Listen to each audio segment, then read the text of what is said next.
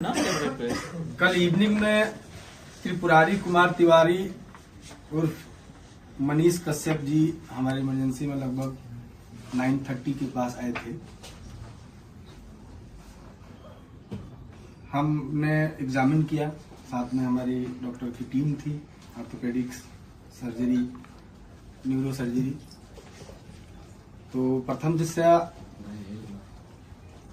हमने उनके दर्द को कम किया। उसके बाद मल्टीपल टेस्ट हुए, क्योंकि उनके सर पे, कान पे, सीने में, लेफ्ट साइड के नी में दर्द था काफी, जो टच करने के बाद दर्द हो रहा था।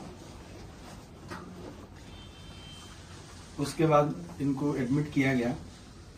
चूंकि सीने में भी दर्द था और दर्द था तो शायद इसकी वजह से उनको सांस लेने में तकलीफ हो रही थी, तो हमने उनको ऑक्सीजन पे रखा, लो फ्लो ऑक्सीजन पर। और अक्सर ये जो सीने में चोट लगता है या दर्द होता है तो हम लोग मैनेजमेंट में ये करते हैं। अन्यथा सारा रिपोर्ट उनका अच्छा आया।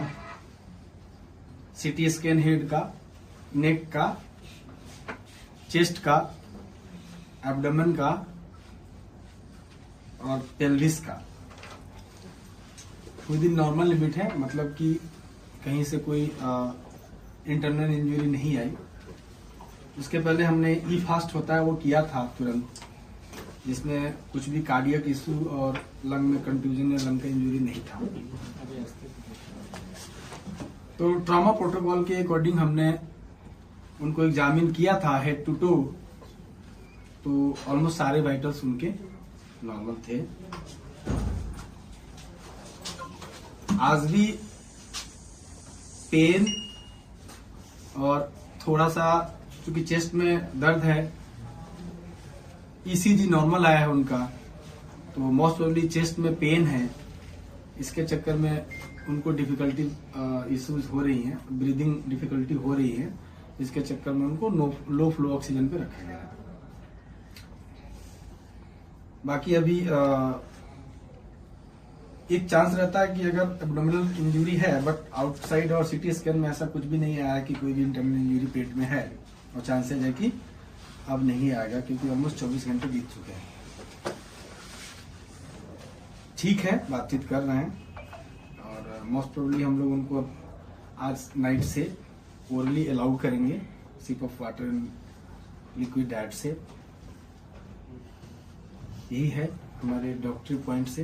ये चोट कैसे आई? कैसे आप डॉक्टर हैं, आप बता सकते हैं आखिर ये चोट कैसे लगी? डंडा हाथ कैसे? जो हमने हिस्ट्री लिया, पहले तो उनको हम सारा एग्जामिनेशन करके और जो जरूरत थी उसको पूरा किया। पेन हो रहा था उसका निवारण किया, तत्पश्चात जो उनको फ्लूइड स्टार्ट किया। ये सब करने के बाद हिस्ट्री लेना होता है पेशेंट का, क्या हुआ।